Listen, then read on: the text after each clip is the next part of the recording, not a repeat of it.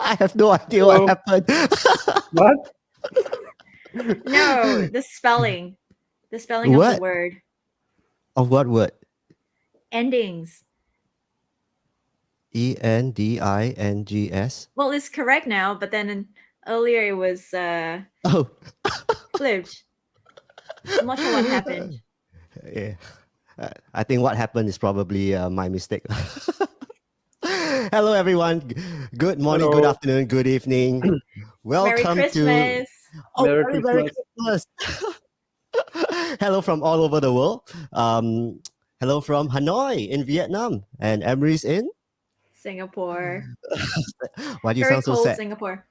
Yeah, it's so cold here. What's the Love temperature it. right What? now in Singapore? No, cannot be colder than France. Of Like course really. not. It No. was like No, 3 it's degrees. 25 degrees. Okay. Well, yeah, it's cold for Singapore. Fair enough. Yeah. No, it's 25 in my room. Oh, 25 your room. Okay. Because it is 25 outside sometimes when it's raining. Yeah, in Hanoi outside it's like maybe 22. Oh, okay. Yeah. Yeah, right Cold. now it's about good. 14, 16. Yeah, it's a really nice temperature. Like took me a while to get used to it. Yeah, and Nico, where in the world are you now? Well, south of France, back home. And yeah, maybe I should have people guess. That would be, that would be just figure out where is Nico right now. And then yeah. So it's getting warmer. So it was about like 3 degrees like a few days back, but it's more like 10, 12. So it's okay. It's nice actually. Nice winter, cool. Pretty warm for winter. Yeah, and wow, can you believe it? It's like 12 episodes. Yeah, It's our 12th No. episode. that was so fast. No. Yeah, even by fast. No, I yeah. can't believe it. Yeah, I remember our Yeah. very first episode, the very first season when we started talking about the different kinds of emotions. And second, we didn't really take a break, right? In the second season, No, we we did moved not. on to talking about different parts of the relationship. And now we're going to end the season on a happy note. We try. We try. We definitely try. Yeah. And for everyone else who's listening, if you're here, just drop us a message so we know you're here. And if you have not already done so, please follow us. We have our Facebook page. We're on Spotify, YouTube, Apple Podcasts, Anchor, wherever you listen to your podcast. Okay. All right. Happy endings. Well, they're not really endings, are they? Yeah, we need to We're define that a saying, bit for the yeah. audience. Yeah. Yeah. All right. So Emery, why do you title it Happy Endings then? Me. Thank you. It was a joint effort, right? Remember, guys? Well, I mean, it's the end of the year. We want to end on a high note, hence happy endings. But when we say endings, not the end of a relationship, we mean sort of like happily ever after. Yeah. In our last episode, there was one of the topics that we're discussing whether there's really a happily ever after. Mm-hmm. Yeah. And That's right. So this is in response or retaliation to that. in retaliation. So yeah, there is because we happily need ever hope. after. We need hope in this world, don't we? Yeah. But in any case, yeah, I think we all agreed that they can be sometimes, when we work at it and things are aligned and there's moments that are. Yeah. And sometimes on social media, you watch videos of and see pictures of people who are in their 70s, 80s, and they are still so nice, still so lovey-dovey. And it's like, oh, so sweet. Mm-hmm. Yeah. And as always, we have an article that we are going to discuss. Sean, would you like to do the honors of reading the article? Reading the article? Okay, I will introduce the article. Or leading us through it. Yeah, and I'll invite Emery to lead us through it in a while. Okay, so... Amazing. All right. So this article is from the Gottman Institute, and the title of the article is "The Top 7 Ways to Improve Your Marriage." All right, and the first line goes, although a marriage in trouble is upsetting, it can often be repaired more easily than you think. Do you think a marriage is more easily repaired than like a relationship? Hmm. Well, I would think maybe right, because it's once you have taken the step to be legally married or legally like together, uh, it's do you is it your opinion that people do tend to work a little bit harder to try to fix the issues because we're already married, let's try something, rather than if you are in a relationship, it could be a case of there's less risk, right? I don't know. Does it really Um, change the commitment? Because it's still a hmm, relationship. Any relationship takes work, right? Hmm. yeah. And if we put a stamp on it, or you know, if we make it official, it doesn't I don't know if it really changes anything. It would be actually a little bit sad to think that you need that to sort of commit further in the relationship. I don't know. But Hmm. it does give a push, doesn't it? Like I think partially it's because it's not easy to okay, obviously most people don't want the marriage to end, sometimes also because of the pressure from society. Hmm.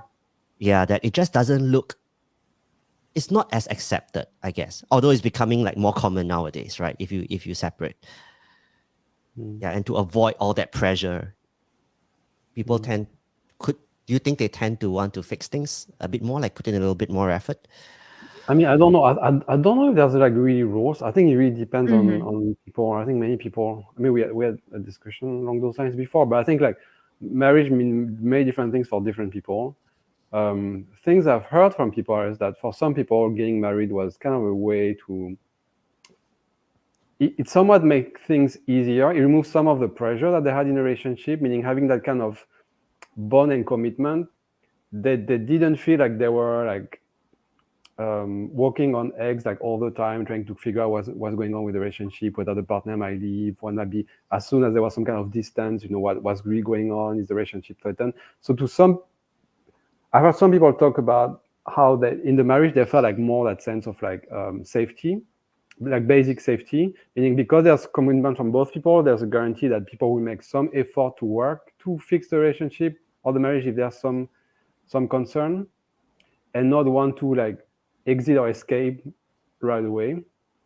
So that leaves some space to and some confidence that actually the other person would be willing to work on the issues even if they are serious, I feel. So my sense is that um, that opens space to work on like issues maybe more deeply or like more complicated issues than you would be willing to tackle in a relationship maybe, where you would be more like, oh no, that's just too big of an issue. I just can't deal with that, and I just end here, maybe. Hmm. Interesting. So let's take a look at what the article says. All right. The article says, first line says the honeymoon phase is in any committed relationship, it's not meant to last. And it eventually becomes obvious that sharing a life with another person requires a special set of skills. Okay. So you have to be skillful to survive in a marriage. Well, not just a marriage, right? But I Yeah, guess in long-term life. partnerships, yeah, or any relationship, really. All right. And the article says there are 7 ideas below drawn from 4 decades of real science. Real science. Um, and the author claims it will make your love last a lifetime. So let's go through the let's go through the first one. The first one, it says seek help early, and we were just briefly talking about this, right? Like people wanting to or wanting more to fix a problem if they are in a marriage versus in a relationship. I don't know what's your experience in Emery and Nico, but from the people that I know, most people would go for, they talk about marriage counseling, but very much less often people talk about like relationship, like before you're married people go for Mm, counseling. Is that your experience? Mm, well, I think it's a good thing to do. I mean, I personally had gone through that as well. Just as a preemptive thing, right? Gone through what? With my, with in the past, when I was dating someone, we actually sought couples therapy, right? Because I think it's important to kind of know where you're at. So, as opposed to waiting for things to come up later on and yeah, finding out a little bit too late. So, I mean, also because, I'm a psychologist, and so in our field, I think it's encouraged, right, to get a bit more insight, and there is no shame in sort of seeking um some bit of space and a bit of help to talk through some difficulties or issues. Yeah, so we don't have to wait till things blow up or get really bad before seeking help, and it might actually be wise to do it before that happens. Oh, and the article says, well, the average couple waits 6 years before seeking help for relationship problems. Yeah, 6 years seems a long time, and that's right. That's why it's so hard to do couples therapy. So the longer you wait, right, the more entrenched the patterns could be, right? And sometimes it takes a lot longer to shift these patterns. wow, and it's quite telling, I guess, because the couples wait 6 years before seeking help for relationship problems, and the article goes on to say half of all marriages that end do so in the first 7 years. So it's pretty much near the limit already before people start to seek help. Hmm. Is it too late? Well, it's never too late, but earlier is always better.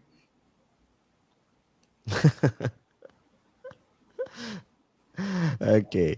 Mm, why do you think people wait 6 years? I was just thinking, like, why don't people seek help early, especially if you intend, well, I'm assuming that people intend to be married like forever.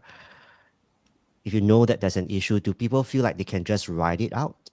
I mean, I don't know. My sense is that you would like seeking professional help is just one of the many options couple have to deal with issues. So it's not the only recourse when dealing with issues. You might have like issue in a couple, you don't know how to deal with some issues, and you might just I don't know, Google it or ask a friend or like go on Reddit or like ask a family member you trust, for advice. So there's a number of like resources other than professional help that people will probably try first. And that might work okay to deal with most of the issues actually. For a long time there was really no professional help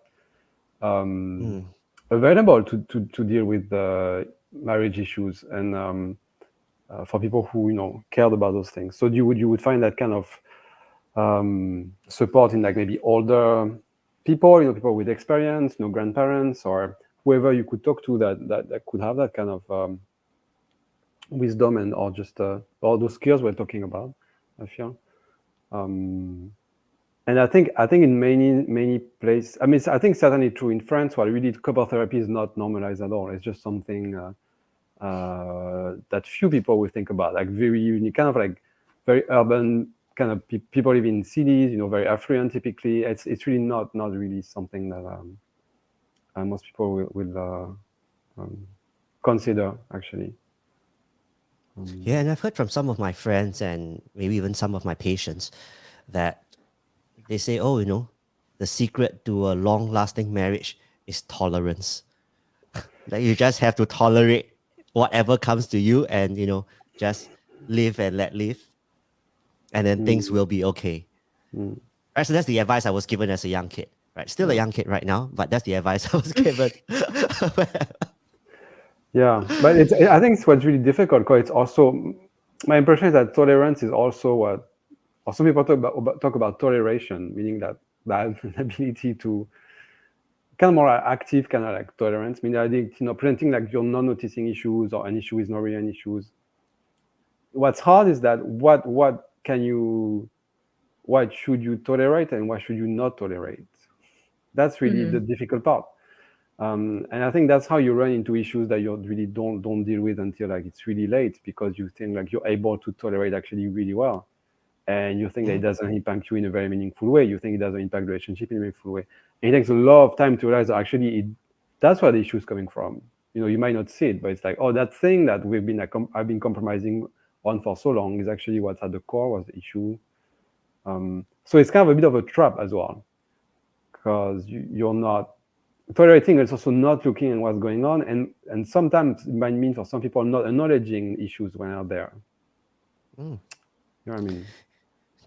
Yeah, and sometimes like I have friends who, my personal friends, right? And they would say that, oh, everything was okay before marriage. After marriage, suddenly, whoa, it's like a brand new person. Like things change suddenly. Do you think it's an issue of expectations changing? Or is it like, before you get married, you kind of try to be on your best, and after that, you just like mission accomplished in some way, right? Then it's like you don't have to worry that much. So it goes downhill after marriage, is that what you're saying? Oh, it seems like that for some of my friends, not all, of course. For some of my friends, yeah. And if you've read like on anonymous forums, it's very common to hear things like that. Things were great before we got married. After we got married, like in the first 2 years, I'm feeling like this is not the right person for me. Yeah. Right. I don't know if it gives marriage a bad name or a bad rep. I mean, it could also just be just over a course of a longer duration, and you start to see, I guess, things in a lot more detail, right? And if you live together, obviously there's more opportunities for tension, right? And I wonder if the same set of issues could also be present in couples who are not married but living together. I think so. Mhm. I think so.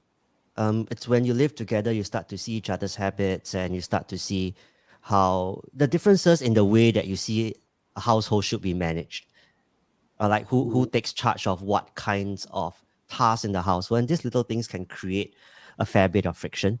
I remember last time my coach was saying that his daughter wanted to get married at a really young age, like what, 16, 17, 18. And the mom was like, no, you got to live together with the guy for a year. And if you survive that 1 year, then you can consider getting married to the guy. Don't rush into marriage. It's wise. Yeah.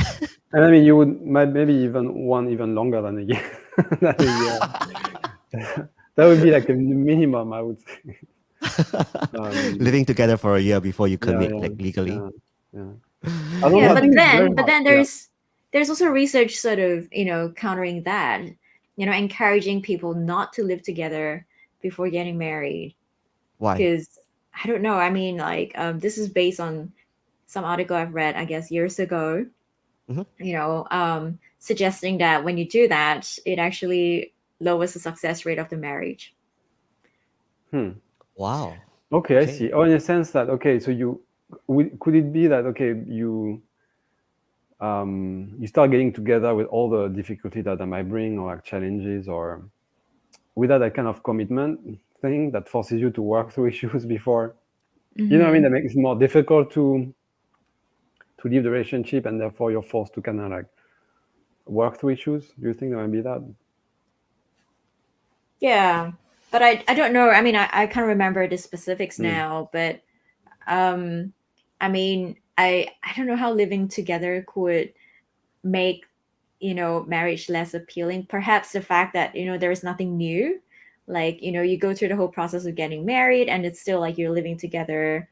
It's nothing sort of novel for the couple. Yeah, it's possible. Yeah, I think traditionally, like in the way that I saw it, I always felt like I want to reach a certain state of stability before I get married, because like I want to know that I can live together with that person. And I mean, just based on past experience, cracks really start to appear pretty soon, because you find that you have such big differences in the way that you see the tasks are managed, or the roles are supposed to be allocated, I guess. Yeah, and let's go on to the second one, because the second point in the topic, it says edit yourself.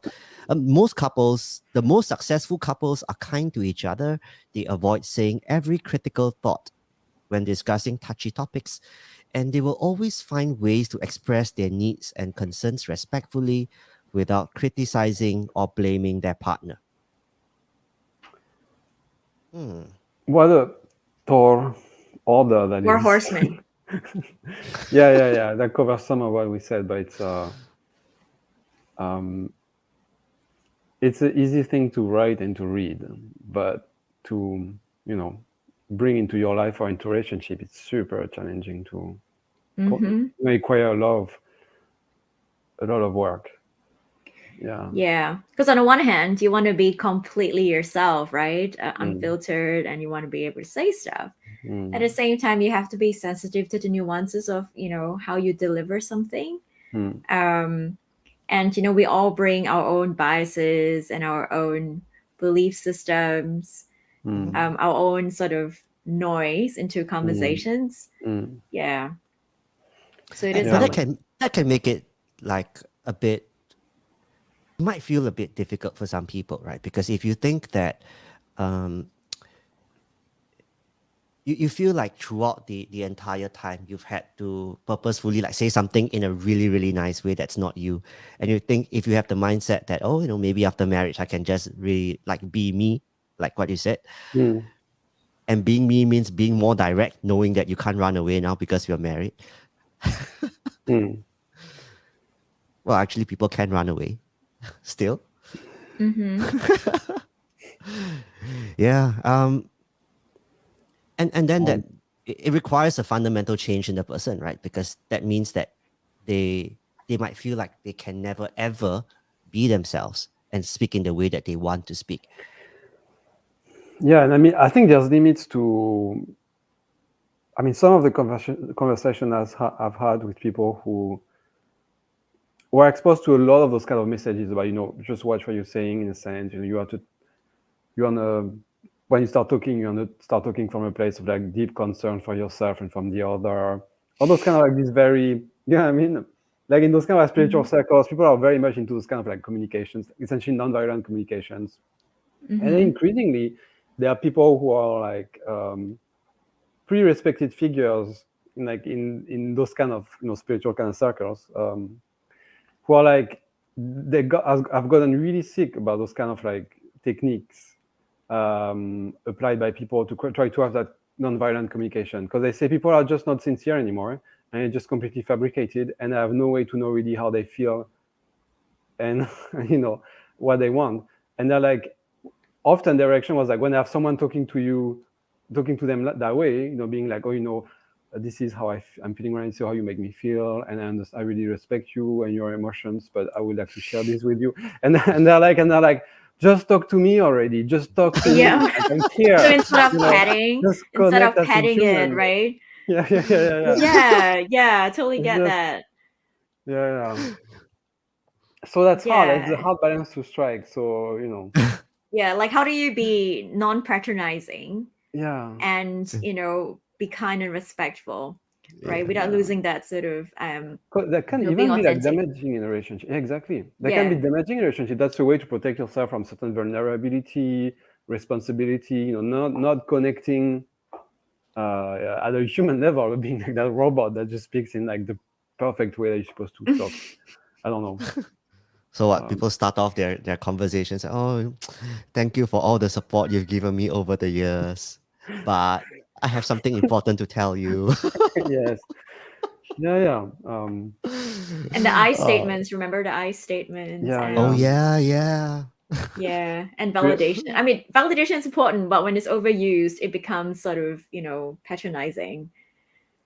Once it becomes patronizing, people are like, just stop it. What do you want to tell me? Just say. Yes, you just get on with what you want to say. Yeah.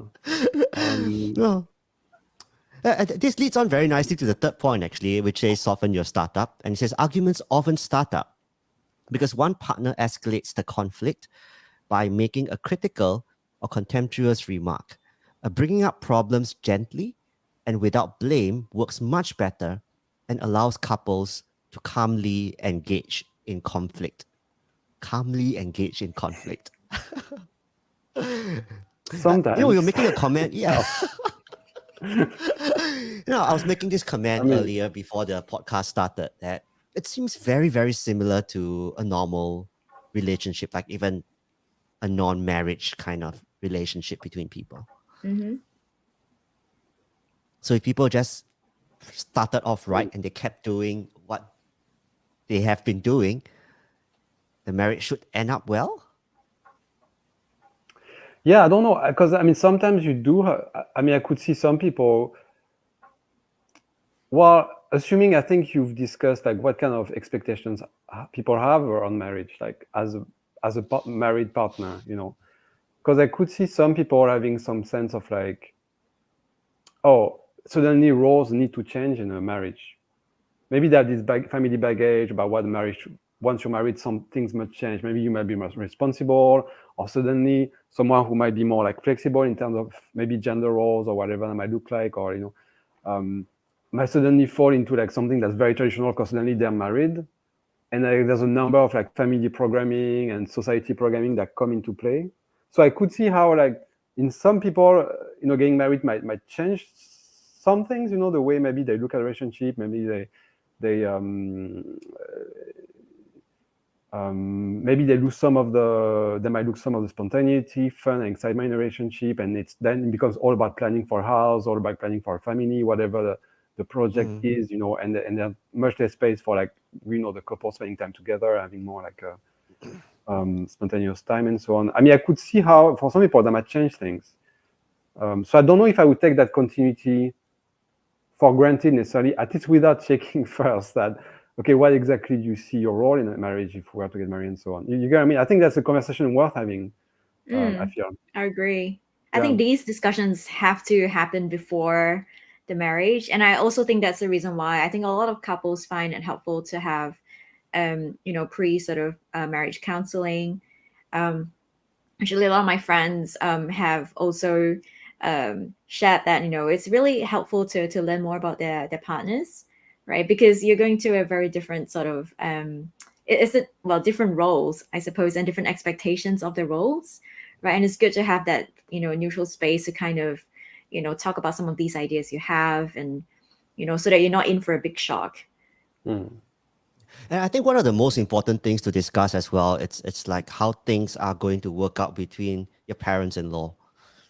Because I've heard so many stories of, like how come my mom-in-law is such a different person from when we were dating and now we are married. Yeah, and then suddenly like living in the in-laws place doesn't sound like such a good idea anymore. Yeah. Yeah, I mean, I think it might change. I think we might underestimate how much it changes the landscape, actually. As you said, even family expectations, your own parents, if you have your parents, or, in-laws, or even friends, actually, maybe. Like the way maybe your own friends might judge your partner very differently once you're married, Why so? Like they're friends, right? Yeah, but I mean, my sense is that once that this marriage thing is such a big deal that for many people it changes the view. It might change like what's right and what's not. What's the right thing to do once you're married, and what the wrong thing to do. And for some people that might look different. Like different thing might be allowed before and after a marriage, for instance. For some people, and that could be you, that could be your partner, that could be parents, that could be friends as well, or for instance, you could imagine that maybe friends would be judging the kind of the choices you make once you're married. They'd be like, but that's not something married couple would do, maybe waiting before investing in a home, or making choices that doesn't seem that bringing you in direction that towards a typical milestone for a married couple. You see what I mean? All those kind of expectations that other people might have, and even friends might have those for yourself, for you, and be like, but what? I thought you're married. Why are you not already? You mean you're not trying to buy a house already? Why? Things because like that. Because we have issues. Yeah, or it's just not what's right for the couple, right? Or it's not the right time. But I mean, people might come with, it might create those kind of new expectations that weren't there before. And pressures. And pressures, yeah. And sometimes a lot of these pressures are unspoken. I do know friends also who like, oh, after they get married, like there's a total loss of privacy because they feel like now that we are married, what secrets should there be between us? Whereas previously, when they were in a relationship, there was a certain boundary that was drawn. Yeah, that says that, oh, I still have my life, you still have your life. And suddenly when we now share a life together, hey, your world, everything should be open up. But I think most people do have their secrets. Most people do have want to retain a certain level of privacy.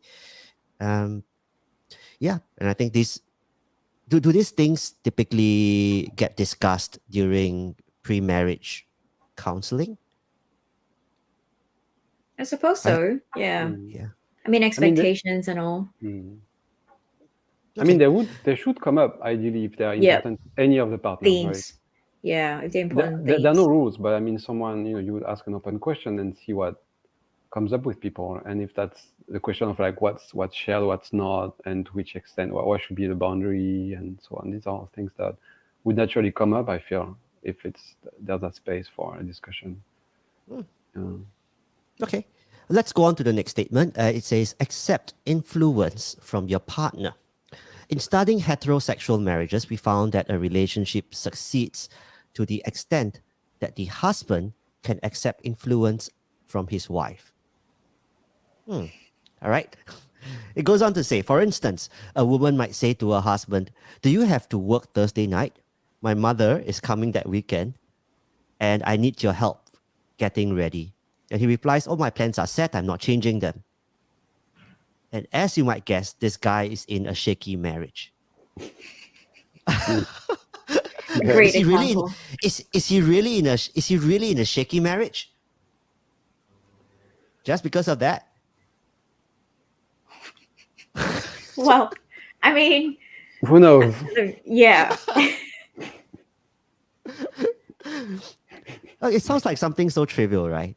Okay, so the article goes on to say, a husband's ability to be influenced by his wife rather than vice versa is crucial because research shows that women are already well practiced at accepting influence from men.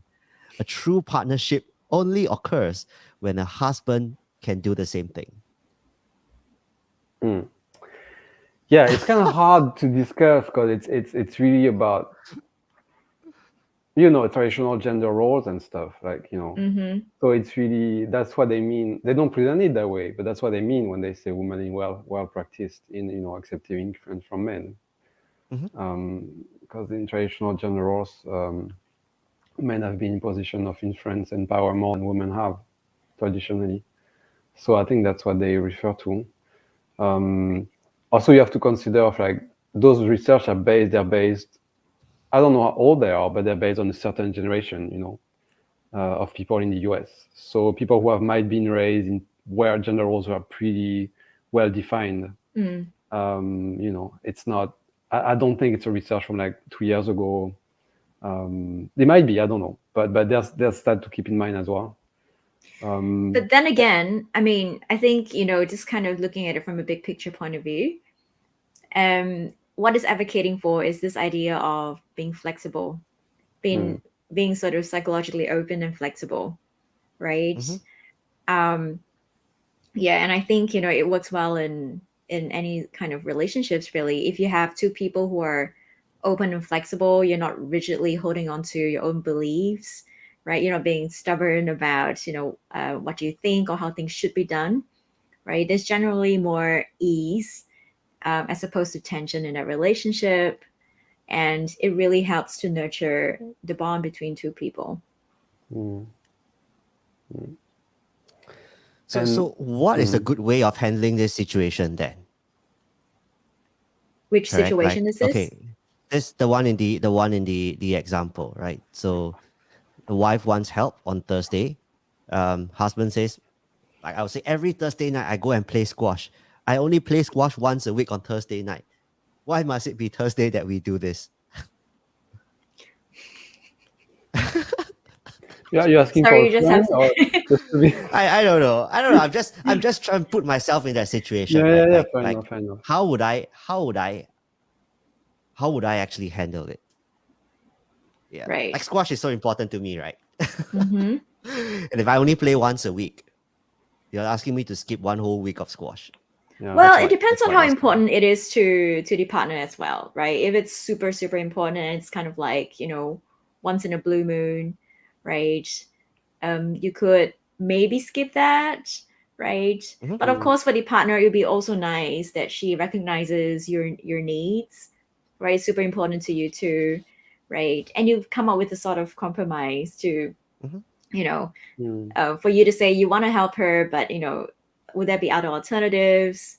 Right? Could we work with another date? Mm. Right? The point here is that I don't think there's a sort of perfect solution, Mm. but the process of talking about this is important, Mm. right? In that you kind of recognize each other's needs, Mm. and you're doing a bit of compromising on both your ends. Mm. Mm.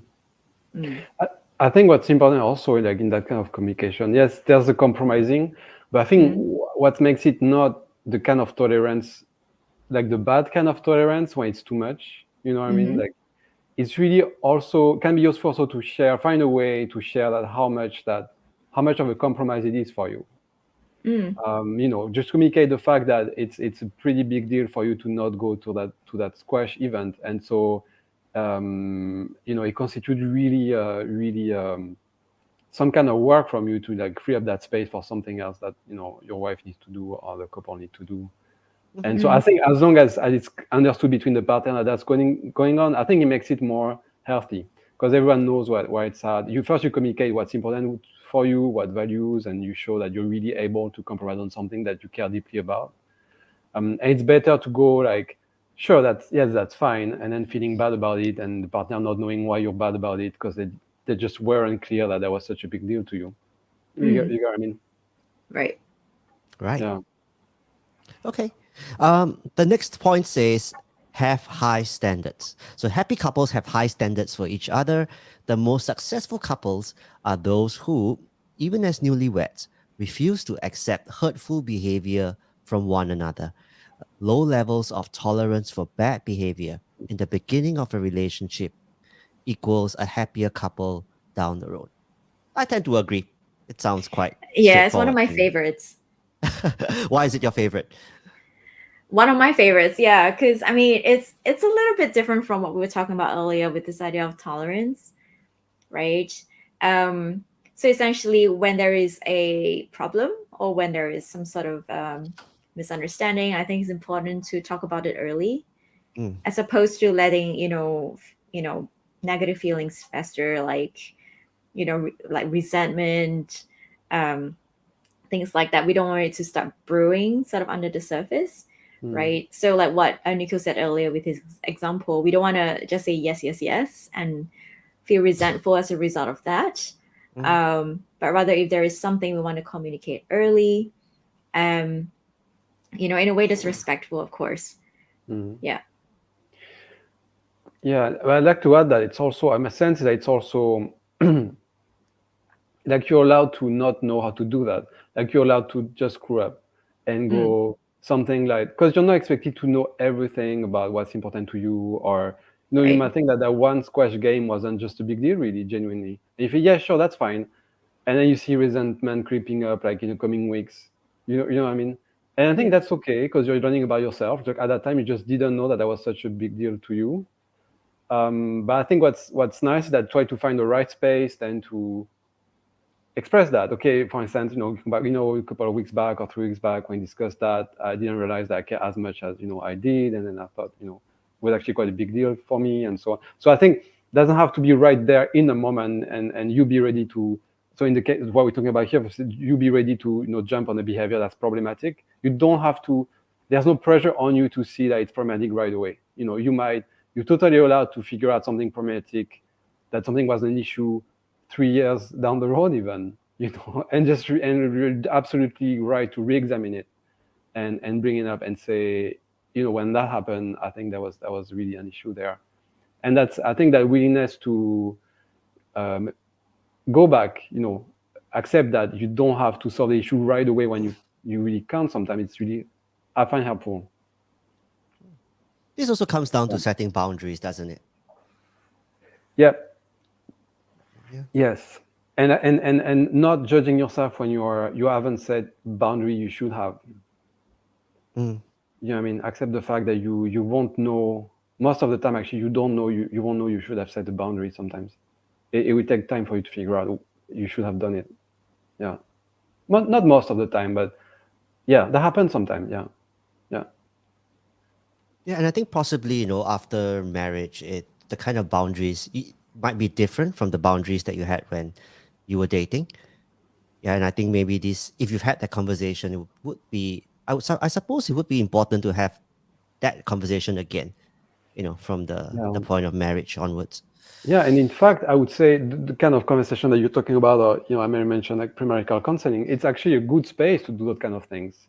To Yeah. look back at what was going on in relationship, and because now you have that space to bring up maybe old issues that now you consider were really important to you at the time, or you didn't know at the time, and it's like, so us moving forward, I know that's the old thing. I wasn't aware that it was an issue at the time, but now I am, and then that needs to be discussed right now before we commit further.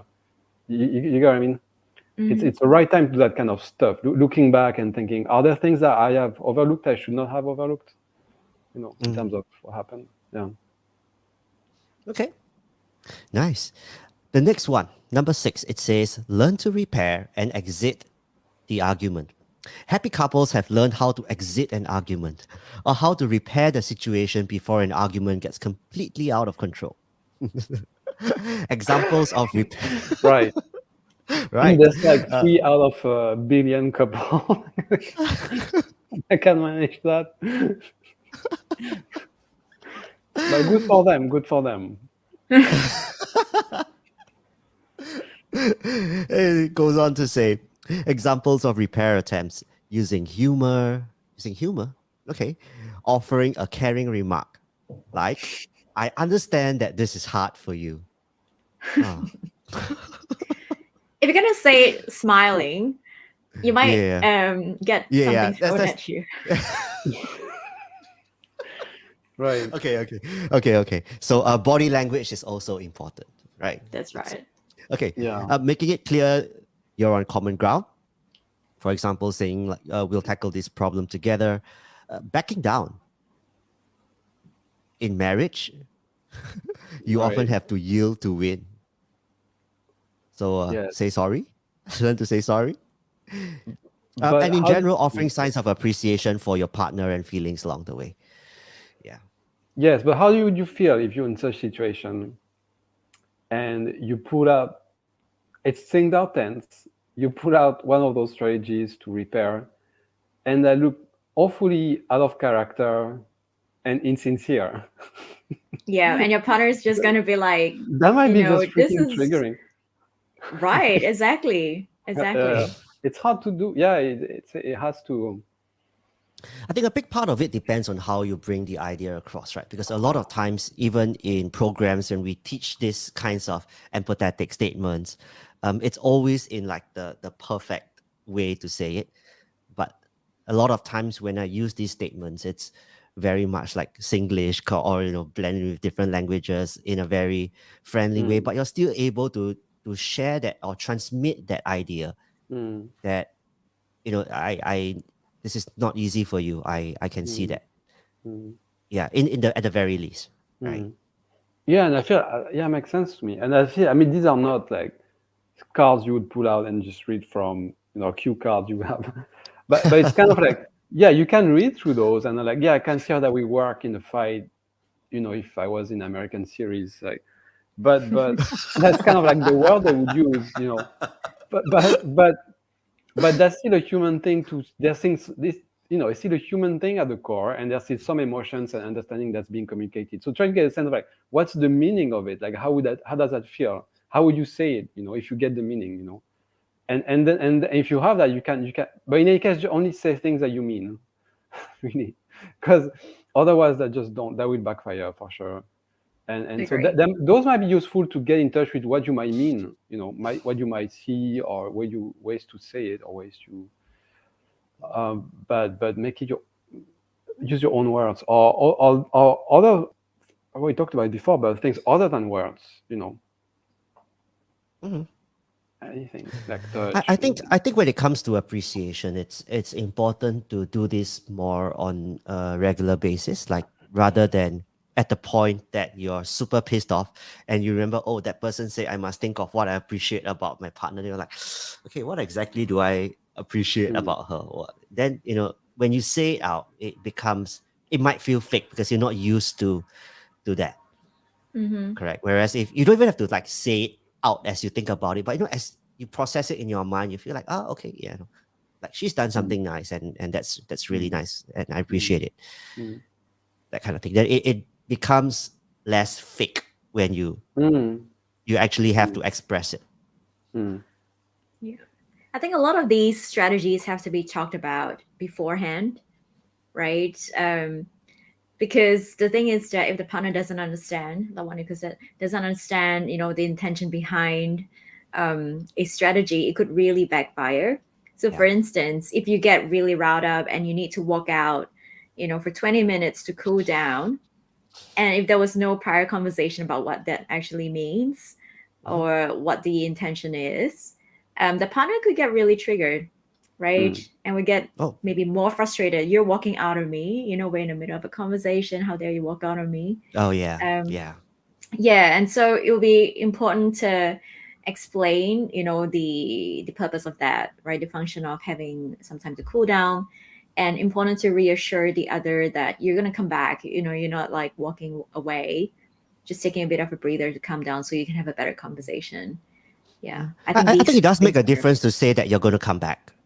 Yeah, I think people perhaps do say that, hey, I need some time to cool off. But it's actually a nice thing to hear that, yes, I'm going to come back. Just give me a bit of time to cool off. right. Yeah, especially when you have a partner who is more anxiously attached, right? Yeah. Because they will always be really worried or afraid of being abandoned, for instance, right? In those situations, it could be really, really hard for them to tolerate if, a partner just walks away without this sort of understanding that they will come back, right? It's still important to have that sort of reassurance, even when you're feeling really angry at each other, right? And I think, this actually would help to build a foundation for more security later on in a relationship. Mm. And yeah, and I feel like I mean it's hard to do, but it's cool also to make a commitment to oneself to go back to the issue, because some of us, I mean, I guess that's the case for me certainly. I've approached to conflict that's avoidant, meaning trying to avoid conflict. So you might be like, stepping away, saying I'm coming back, but after 20 minutes, you'll be like, well, maybe it's not that big of a deal anymore. Because you've calmed I down. mean, yeah, because you've calmed down. But and as we talked about just earlier, it might actually be a big deal, and you should certainly be careful about that moment when you're calm down, and it's like you're like, maybe I don't feel like going back and discussing that because it's kind of hard to do. That would be unpleasant. Maybe that's okay. It's not that big of a deal. Don't do that. I think that makes perfect sense, especially like for my way of dealing with conflict and arguments. So I shared on the show previously that a lot of times when I'm really upset about something, I don't say anything. Like my ex girlfriend used to understand that, right? Because when I'm angry, I would say I could potentially say very hurtful words. So there's this understanding that, okay, I keep quiet. But sometimes she can get really upset, right? Like, you mean you have nothing to say after everything I told you? Yeah. So I think overall it's important, as both of you have mentioned, to have these discussions beforehand. Like, this is the way that I deal with it. Yeah. And I think it's very helpful to say, but I want this to work out, and yeah, I'm going to come back. I think that makes a huge difference. Something I'm definitely going to try next time. Very good. Yeah, but I Okay. think the conversation is important, isn't it? Like, to really It help the is. other party understand where you're coming from. Yep. All right. Let's go on to the last point. The seventh point. It says, focus on the positives. In a happy marriage, while discussing problems, couples make at least 5 times as many positive statements to and about each other and their relationships as negative ones. Okay, so they say 5 times more positive things than negative things. All right. Yeah. For example, a happy couple will say, "We laugh a lot," instead of "We never have any fun." Okay. A good marriage must have a climate of positivity, make regular deposits to your emotional bank accounts. When So that's a discussing magic problems, couples make at least 5 magic times as many ratio. positive statements. That's the magic ratio. Yeah, 5:1. Mm. According So to like, Gottman. Yeah. so, so, so like when you're arguing, you should talk about more good things than bad things. How does it work? Well, don't make. Well, again, mean it. Don't make. I think they might be thinking like more broadly. Like I'm always those kind of like bank statement thingy. I'm always a bit. I don't know about those because to me there's a bit of a bias there in the sense like those come from research. The research is done from transcript, typically from therapy sessions, couple therapy sessions. And people will look at pattern, like as we talked about, for instance, expression of contempt in couple, predict like breakdown of couple further down the road. And, in the same way, they would look at like language, the way people talk during therapy, and they notice, the couple who have like 5 times as much, as many like positive affirmation than negative, and criticism will do better. But yeah, so communicate like a certain kind of well-being and the fact that relationship is working and things are going well. But my sense is that there's ways to communicate that without using words. And those happen not in the therapy room, but in daily life. There's moments in a couple's life where you can communicate the fact that you're happy, that you're well, that things are going well, without using words. And I think and the therapists don't get to see those from what the couple is, because it is talk therapy. So I think to me there's always a bias in like using those kind of the languaging to express those things when actually in real life, like on the ground, many couples who have many different strategies to communicate that kind of bond, or that kind of like the fact that okay, things are going well right now, and I care for you, I respect you, or I'm proud of you. You get my point? So yeah. Yeah. I mean, So a big these are part of important to do, but communication. say that again. A big part of communication is nonverbal, isn't it? Yes. Well, just I like don't know what you how I read the statement just now. Just waiting to get slapped.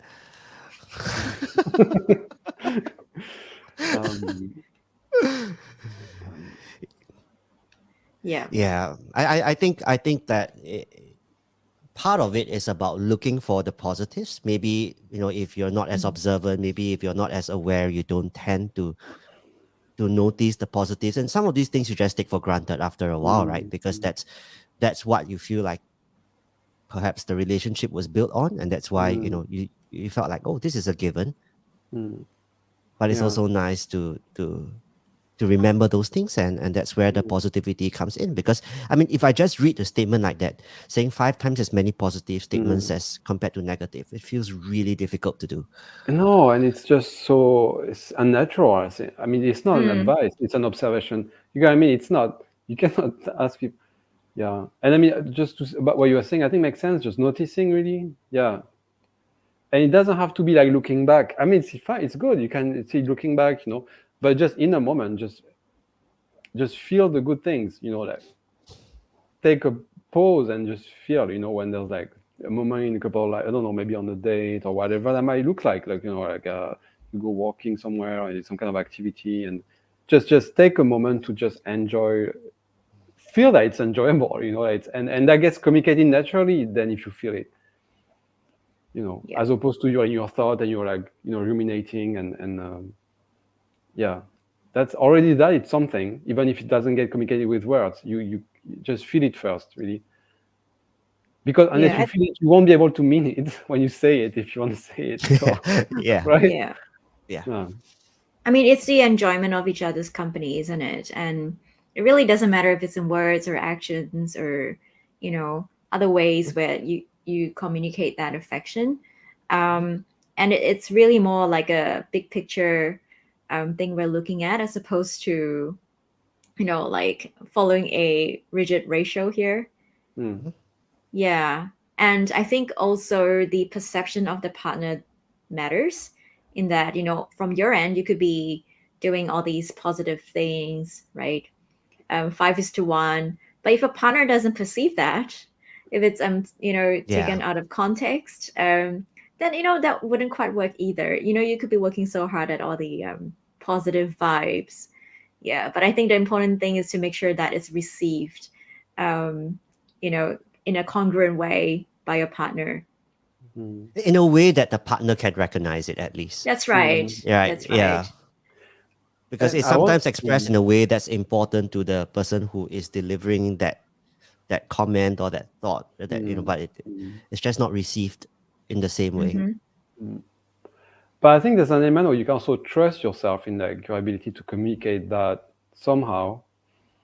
I mean, if you think about it, I mean, by the time you get married, you've been in a relationship for some time, and earlier in a relationship, your partner knew that you enjoy their company, you are happy being with them, you thought they were really great people. So you had ways you knew how to communicate that, obviously, otherwise how would they have known, right? So I feel I can be aware of reconnecting to this kind of like early ways, natural ways you would kind of like let the person know, that's it's great to be with them without Yeah, having but to people learn get like new ways comfortable. that are not yours. Sorry? People get comfortable and they forget, Yeah, yeah, right? yeah, yeah. Yeah, or you Yeah. just forget to feel it, or that's Mm. I think just notice, you just don't notice anymore. Take it for granted, or you just other things to manage daily life stuff, or you're, yeah. All right. And there you have it, the top 7 ways to improve your marriage Or long-term partnership. or a Yeah, yeah. long-term partnership. Yeah. Not necessarily marriage. I think we've spoken about, always saying about marriage, but sometimes it's a long-term partnership as well. Yeah. I yeah. mm, Now as I think about this whole thing, and it goes back to one of the previous episodes where you think, when is the right time to actually decide to settle together for the long term? Yeah, and it's like I remember saying, "Oh, it just feels right. It just feels like the right time." And then after that, you realize, oh, to maintain the marriage has so much more to do.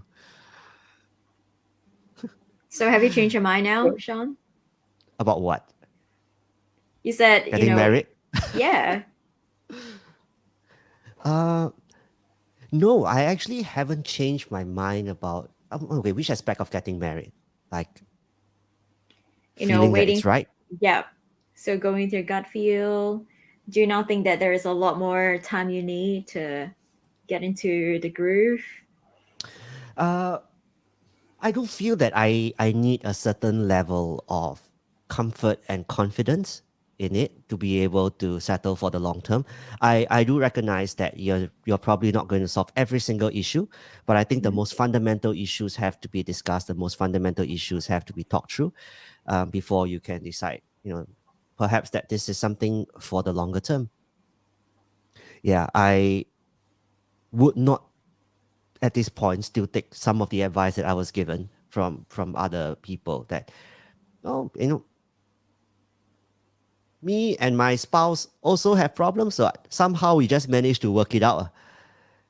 Yeah, I Mm. don't like this, she don't like that, but we still got married, what, and it's still okay, what. I can't do that at this point. Mm. Yeah, I think one of the things that struck me in a previous relationship was uh my ex-girlfriend, she saw marriage as a solution to problems. I saw marriage as the result of solving a lot of the problems. Yeah. Mm. Oh crap, someone's calling. uh yeah, so I still feel that you have to solve your most pressing issues and at least align on values, align on key, decisions before you can settle. Yeah, I would never jump into it. And maybe that makes sense. And I would even add, like, also have a good sense of how issues get worked through, how you argue, how they usually go, and are you happy with how that usually unfolds when there's a conflict. Make sure you have like some understanding of like your pattern, the other person pattern, and the couple pattern in dealing with those issues, and that you're cool with those. That's something that how to work your way around, and that okay, there's ways to we argue well, even if there's like tension, as there will be, that works. There's something there that is not pleasant, but there's a way where it actually leads somewhere. Yeah. We do have some comments. Cynthia, talking about my new hair. Thank you. Yeah, it was. Anyways. So much work went through the preparation of this hair. Yes, we were witness to it, and it was I know inspiring piece of work.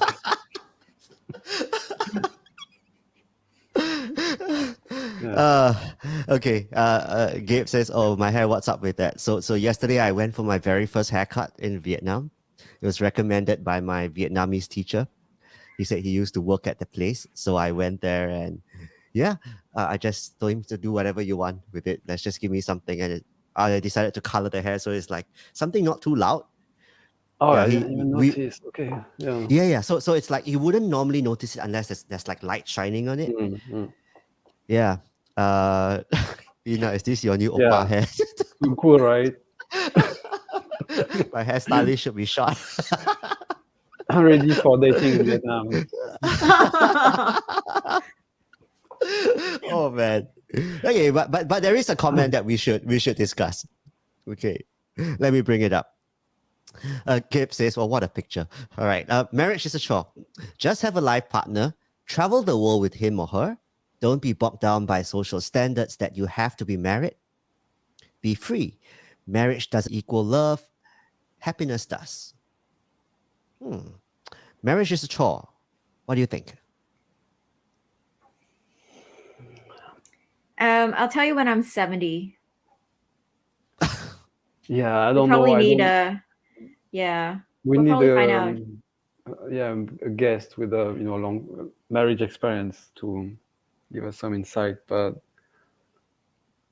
I mean, it's work certainly. I suppose. Yeah. So in that sense, but I don't see if. I think it's useful to think like, what is marriage for you? Try to what you would like marriage to look like, and what meaning it has for you, and because it doesn't have to not mean travel the world, and it doesn't have to mean you have to follow social standards. It doesn't have to mean you can't be free. All those things, they're not really true, right? It goes back to what we said earlier, true, isn't it? But they don't have to be true for you. That's what I mean. Yeah. Emery? Go ahead. Yeah. Yeah. I mean, I just said, it's kind of what we said earlier about the beliefs around what a marriage means. In fact, part of it is a legal contract, right?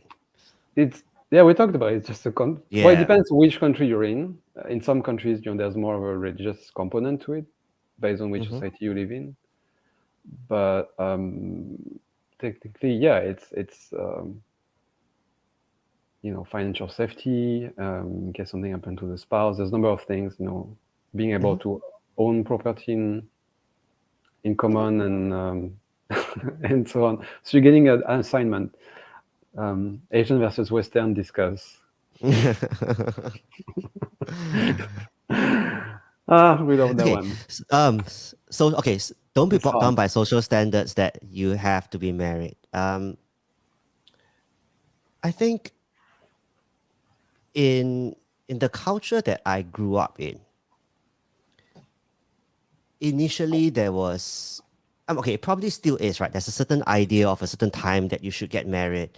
A lot of my friends got married at around 30, some slightly, just around 30 years old. When I was 30, I never ever felt the pressure to get married. Right. And as you get to 32, 33, then, the pictures on Facebook change from dating photos and married photos to become like baby photos.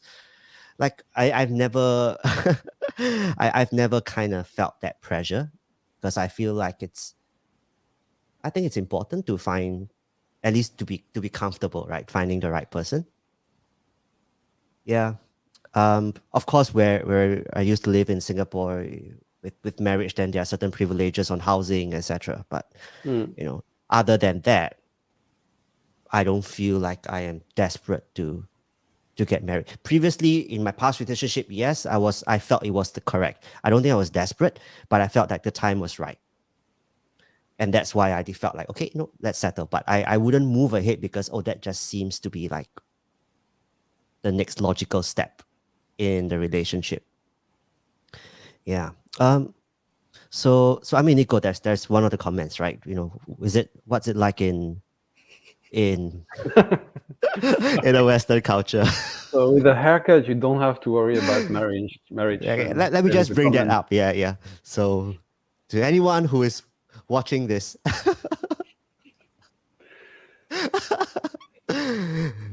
okay, Nico, what's it like in Western cultures? I mean, in Asian cultures, that's what I experienced, at least where I grew up. Is it very Right. different in the So Western culture? I will be annoying, and I will say there are many Western cultures. I mean, I think it was a bit implicit, but I mean, stuff I said about how there's a certain approach to, like, marriage in American society, or at least affluent American, certain affluent American, part of society. That you wouldn't see in France. For instance, I share that, in France, people wouldn't go for marriage counseling. That's really not something people would do. In France, marriage counseling, yeah, in not France, not a culture as well. No, very unusual. Yeah, very, very marginal. Many reasons for that, but yeah, definitely. So there's like really number of like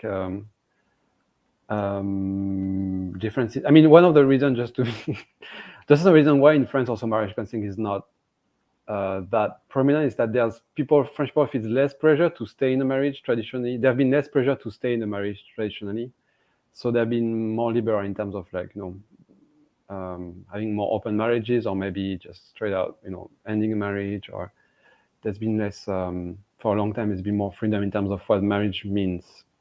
Yeah, so for many people in France, I would say it's almost like something that you build with your spouse. It's kind of like you figure out what's the marriage going to look like, you figure out what's the house going to look like, almost, something that you have to work out for yourself beyond the basics, right? Like the financial stuff, so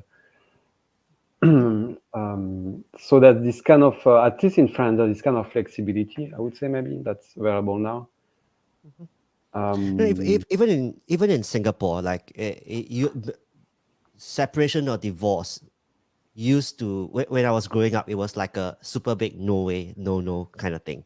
As I started to practice, I realized, and even among like my age group of friends, it's becoming more and more common. Not of course, it's not a happy thing, right? But well, depending on the circumstances of the relationship or the marriage, but it's becoming more, I would say, accepted, I think, based on the conversations that I have with my friends. People are like, if it's not working, then it's just no point. Yeah. Yeah. Let's see. Nico, you want to say something? Yeah, no, that's it. Yeah, so on the social norm thing, yeah, and those social norms, they change, so Lina says social norms play a huge role everywhere too, and then it change, even within a country. You're born in the countryside, maybe somewhere where it's much more traditional, family structure.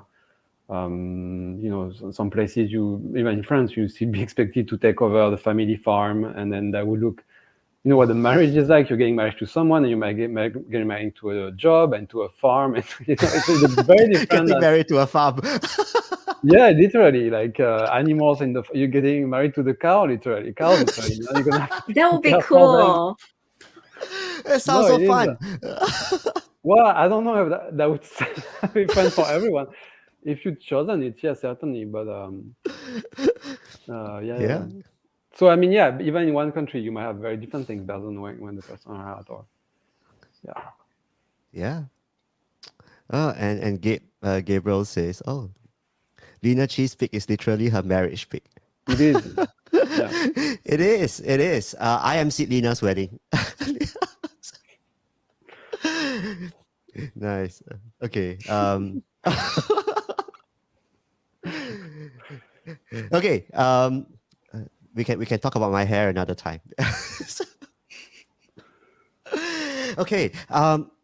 So for everyone who is still here listening to us, thank you so much. And for everyone who's been listening to like every one of our episodes since the first episode all the way until now, like I don't know what else to say, but just thank you so much. Like, when we first started this, we didn't really know we didn't really know how the whole thing would turn out. And now that we're at the end of the year, to have people joining us every weekend, even though it's pretty late, depending on where you are. Yeah, just very grateful, and just thank you all so much for being here. Yeah. We will be taking a break after this episode. So for 12 episodes, it was like, every 2 weeks nonstop. So we're going to take a break probably until after the Lunar New Year. We will let you know what the new theme actually is.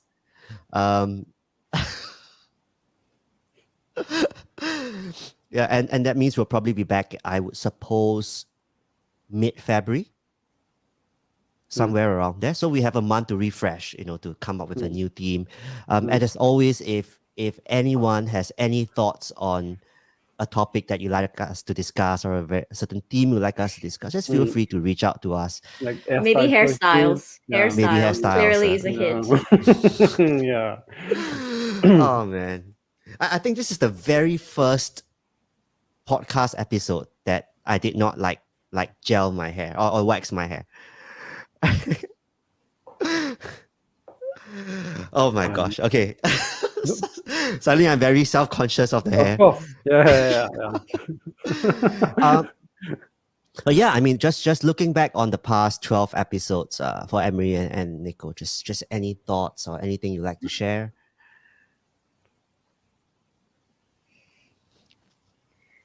I don't know where to start. I mean, it's been really fun. It's a nice project to have these, dedicated time every couple weeks to just have a bit of get together and to talk about something that's important to all of us. Yeah. And yeah, it's been a really insane year, I think, for all three of us. It's been really busy, stressful, and yeah, there were times that it was just really, really hard to find the time, right? But every time we get together and create like an episode that's energetic and fun, it's a good way to start the week or end the week, depending on how you see it. Yeah, so it's really valuable time. And come again? No, go on. Yeah, so thank you. Merry Christmas to you too. Hey, Thank Gabriel you, says Merry Christmas and Happy New Year to Amerie, Nicolas, and Sean. Thank you. Nico, any thoughts? Not really. That's such a Nico answer. Yeah, and then He's I still go in on for 15 minutes Christmas mode. uninterrupted. I go on a 15-minute monologue. No, yeah. I don't know what was found striking. What I found striking, what I came to mind was like how we touch on a number of different issues, but often we I don't know, I wouldn't say come to the same conclusions, but we come to a core set of like, we talked about self-esteem, we talked about a lot about like communication. There's a number of core important thing we talked about, even though the topic was different each time. That I think are really interesting and it's really interesting to see that behind all those like seemingly different issues, or topics, that even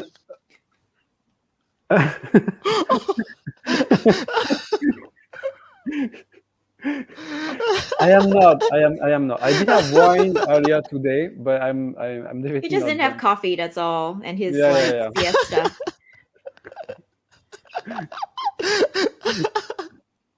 No, I do think that I do see that big picture thing. I feel, and it's fun to explore. Yeah, to explore that with you and talk about those different topics. I enjoy that a lot. Yeah. I think it's amazing that we somehow managed to get together and pull this off.